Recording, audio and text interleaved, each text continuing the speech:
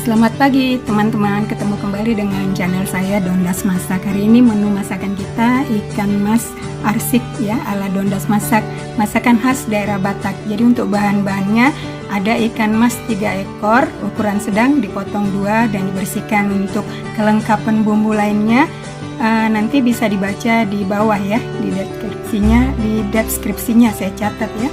Baik, setelah bumbunya di blender, disiapkan ini ikan mas sayur dan bumbunya kita rebus sampai airnya menyusut. Ada yang suka kering, ada juga yang suka berkuah sedikit. Nah, ini dia tampilan ikan masnya yang sudah matang ya. Ikan mas arsik ini rasanya enak sekali teman-teman. Ada asin, pedas, asam, dan bumbu khas Batak andalimannya. Yummy. Terima kasih sudah menonton ya. Jangan lupa di subscribe. Sampai ketemu kembali.